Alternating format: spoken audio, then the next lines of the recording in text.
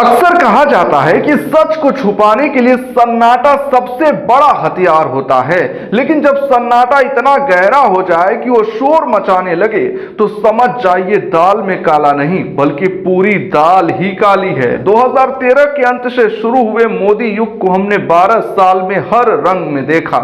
हमने हेडलाइंस देखी, master strokes देखे, वाहवाही देखी, लेकिन आज हम वो देखने वाले हैं जिस पर पूरे देश का गोदी मीडिया मुंह में दही जमाए बैठा है।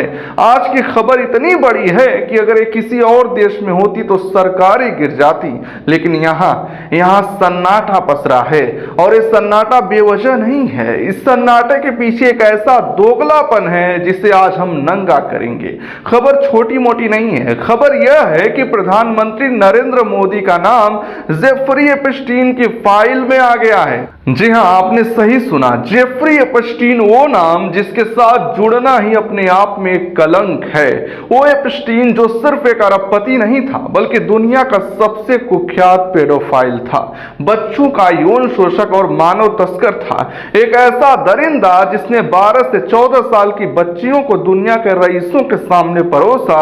उस एपस्टीन की काली किताब में, उसकी ईमेल फाइल्स में भारत के प्रधानमंत्री का नाम क्या कर रहा है? यह सिर्फ आरोप नहीं है, ये एपस्टीन का खुद का लिखा हुआ ईमेल है और उस ईमेल में जो लिखा है वो आपके होश उड़ाने के लिए काफी है, लेकिन उससे भी ज्यादा शर्मनाक है भारत सरकार का उस पर जवाब। चलिए पर्दा उठाते हैं इस डर्टी पिक्चर से।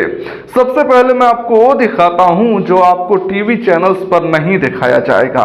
9 जुलाई 2017 का ईमेल। जेफरी एपस्टीन एक कतरी अधिकारी को मेल लिखता है। मेल में प्रधानमंत्री मोदी के इस्राइल दौरे का जिक्र है। मैं एपस्टीन के शब्दों को कोट कर रहा हूं, ध्यान से सुनिएगा। The Indian prime minister Modi टूक एडवाइस। चलिए छोड़िए, हिंदी में समझाता हूं ताकि इसकी गंभीरता आपके रोंगटे खड़े कर दे। एपस्टीन कह रहा है, भारत के प्रधानमंत्री मोदी ने सलाह ली और अमेरिकी राष्ट्रपति के फायदे के लिए इजराइल में जाकर नाचे और गाए। वे कुछ हफ्ते पहले मिले थे, इसने काम कर दिया, इट वर्क्ड। अब आप सोचेंगे, अरे मोदी जी ने इजराइल में डांस कब किया? भोले मत बनिए, यहाँ डांस एंड सैंग का मतलब कथक या गरबा करना नहीं है। अंतर्राष्ट्रीय कूटनीति की भाषा में इसका मतलब होता है किसी के इशारों पर नाचना, किसी को खुश करने के लिए, किसी को इम्प्रेस करने के लिए वो सब करना जो चाहता है। एपस्टीन दावा कर रहा है कि मोदी जी ने उसकी सलाह ली और इस्राइल जाकर वहां परफॉर्म किया, जिससे अमेरिका के तत्कालीन राष्ट्रपति डोनाल्ड ट्रंप खुश हो गए। और आखिरी के 2 शब्द, इट वर्क्ड, यानी काम हो गया, डील पक्की हो गई। सवाल यह है, वो कौन सी सलाह थी जो भारत का प्रधानमंत्री दुनिया के सबसे बड़े यौन अपराधी से ले रहा था? वो कौन सा काम था जो सीधे वाशिंगटन डीसी में नहीं हो पा रहा था, जिसके लिए एपस्टीन जैसे दलाल की जरूरत पड़ी? अब आते हैं उस हिस्से पर जो कॉमेडी सर्कस से कम नहीं है, भारत सरकार का जवाब। विदेश मंत्रालय के प्रवक्ता रणधीर जायसवाल आते हैं। उम्मीद थी कि वो कहेंगे हम जांच करेंगे या ये झूठ है, लेकिन उन्होंने जो कहा वो एक सरकारी बहाना कम और एक बचकाना तर्क ज्यादा लगता है। जायसवाल साहब का बयान सुनिए। Beyond the fact of the prime minister's official visit to Israel in July 2017, the rest of the allusions. मतलब यह है कि मोदी जी इजराइल गए थे, यह सच है। बाकी सब एक अपराधी की बकवास है, इसे कूड़े में डाल दो। क्या मास्टर स्ट्रोक जवाब है। सरकार कह रही है कि एपस्टीन एक कन्विक्टेड क्रिमिनल यानी सजायाफ्ता अपराधी है, इसीलिए उसकी बातों का कोई मतलब नहीं। जरा रुकिए, यहाँ लॉजिक की धज्जियां उड़ रही हैं। इस देश में जब दाऊद इब्राहिम किसी का नाम लेता है या उसकी डायरी में किसी का नंबर मिलता है तो क्या हमारी एजेंसियां यह कहकर फाइल बंद कर देती हैं कि अरे छोड़ो, दाऊद तो क्रिमिनल है, वो सच थोड़ी बोलेगा? जब छोटा राजन किसी नेता का नाम उगलता था तो क्या उसे बकवास माना जाता था? अरे भाई, जब किसी ड्रग तस्कर, किसी हवाला ऑपरेटर या किसी माफिया के यहाँ रेड पड़ती है और उसकी निजी डायरी में किसी मंत्री का नाम निकलता है तो उसे ही सबसे बड़ा सबूत माना जाता है। अपराधी की गवाही ही तो उसके पूरे नेटवर्क का पर्दाफाश करती है।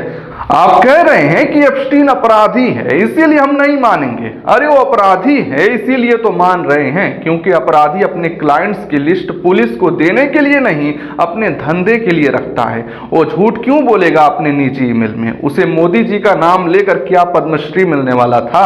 एप्स्टीन कोई सड़क छाप गुंडा नहीं था। उसके पास दुनिया के सबसे पावरफुल लोगों के राज थे। उसके आइलैंड पर बिल क्लिंटन, प्रिंस एंड्रयू और बिल गेट्स जैसे लोग चाहते थे। अगर वो कह रहा है कि मोदी ने सलाह ली तो ये ट्रैशी रेमुनेशन नहीं है, एक स्मोकिंग गन है। चलिए अब जरा क्रोनोलॉजी समझते हैं। आप डेटा और टाइमिंग देखिए, सब शीशे की तरह साफ हो जाएगा। 25-26 जून 2017 प्रधानमंत्री मोदी अमेरिका जाते हैं और डोनाल्ड ट्रंप से मिलते हैं। खबरों के मुताबिक वाशिंगटन में मोदी जी को वो भाव नहीं मिल रहा था जिसकी उन्हें आदत है। एप्स्टीन की फाइल्स में एक जगह जिक्र है कि वाशिंगटन में मोदी जी से कोई बात नहीं करता। मोदी जी परेशान थे। इसी दौरान एप्स्टीन से सलाह ली जाती है। एप्स्टीन जो ट्रंप का पुराना यार था, उसने मंत्र दिया, इजराइल जाओ, वहां जाकर ट्रंप के एजेंडे को पुश करो, ट्रंप खुश हो जाएगा। 4 से 6 जुलाई 2017 अमेरिका से लौटने के ठीक एक हफ्ते बाद मोदी जी इजराइल पहुंचते हैं। यह किसी भी भारतीय प्रधानमंत्री का पहला इजराइल दौरा था। वहां वो बेंजामिन नेतन्याहू के साथ समुद्र किनारे नंगे पैर चलते हैं, तस्वीरें खिंचवाते हैं, पूरी दुनिया को संदेश देते हैं। 9 जुलाई 2017 दौरा खत्म होने के 3 दिन बाद एप्स्टीन यह ईमेल लिखता है, मोदी टूक एडवाइस, डेंस्ड एंड संग, इट वर्कड। क्या यह महज संयोग है? जून में मिलो, सलाह लो, जुलाई में इजराइल जाओ और 3 दिन बाद एप्स्टीन कंफर्म करे कि काम हो गया। गणित इतना सरल है कि कोई भी समझ ले, बस शर्त यह है कि वो अंधभक्त ना हो। अब जरा अपने देश के चरण चुंबन मीडिया का हाल देखिए। दोगलेपन की पराकाष्ठा देखनी हो तो आज के अखबार आप उठा लीजिए। वही अखबार, वही चैनल जो एप्स्टीन फाइल्स में डोनाल्ड ट्रंप का नाम आने पर चिल्ला चिल्ला कर हेडलाइन बना रहे हैं। ट्रंप पर एप्स्टीन का बड़ा खुलासा, 13 साल की बच्ची का मामला, बिल क्लिंटन का नाम आया, प्रिंस एंड्रयू फंस गए। जब ट्रंप का नाम आता है तो एप्स्टीन की फाइल्स बाइबल बन जाती है। एप्स्टीन का हर शब्द ब्रह्म वाक्य बन जाता है। लेकिन जैसे उस फाइल के उसी पन्ने पर मोदी का नाम आता है, अचानक एप्स्टीन झूठा हो जाता है। अचानक वो बकवास करने वाला सजायाफ्ता अपराधी हो जाता है। NDTV, times of India, Hindustan times, सबका एक ही रटा रटाया सुर है, इंडिया dismisses ट्रेसी रेमुनेशंस। अरे भाई यह तो बता दो कि आरोप क्या है। हेडलाइंस में लिखने की हिम्मत क्यों नहीं है कि एप्स्टीन ने दावा किया मोदी ने सलाह ली?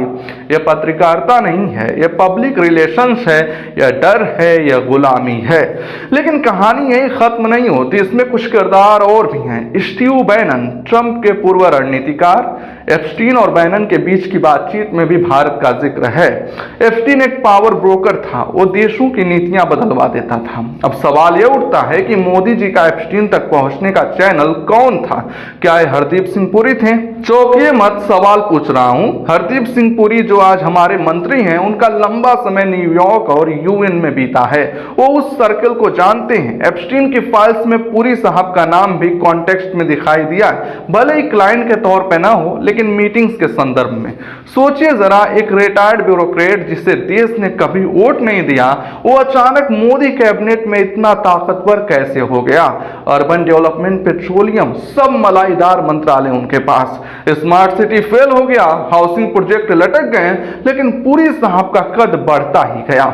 क्या पुरी साहब भी वो कड़ी थे जिन्होंने मोदी जी की सेटिंग एप्स्टीन से करवाई? क्या एप्स्टीन की सलाह पहुंचाने का काम उनका था?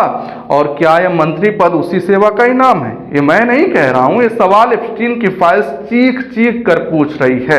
अंत में बात सिर्फ नरेंद्र मोदी की नहीं, बात भारत के प्रधानमंत्री पद की गरिमा की है। हम विश्वगुरु बनने का ढोल पीटते हैं, हम अपनी नैतिकता और संस्कारों की दुहाई देते हैं, और पता चलता है कि हमारे पीएम कूटनीतिक सलाह लेने के लिए दुनिया के सबसे घिनौने मानव तस्कर के संपर्क में थे। जिस आदमी की तरफ देखने भर से गंगा में नहाना पड़े, उस आदमी की सलाह पर भारत की विदेश नीति चल रही थी।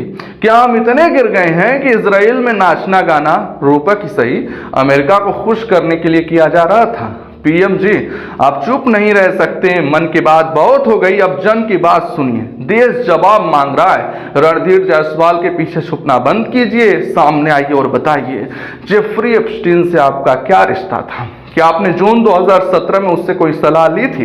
इट वर्कड का क्या मतलब है? देश का कौन सा सौदा हुआ जिससे एप्स्टीन खुश था? अगर आप पाक साफ हैं तो मानहानि का दावा ठोकिए अमेरिका में, एप्स्टीन की एस्टेट पर केस करिए, लेकिन एक कन्विक्टेड क्रिमिनल बोर्ड का पल्ला झाड़ना अब ये नहीं चलेगा, क्योंकि पब्लिक सब जानती है और जो नहीं जानती वो आज जान गई है। सन्नाटा चाहे जितना गहरा हो, सच की चिंगारी उसे जलाकर खाक कर देगी।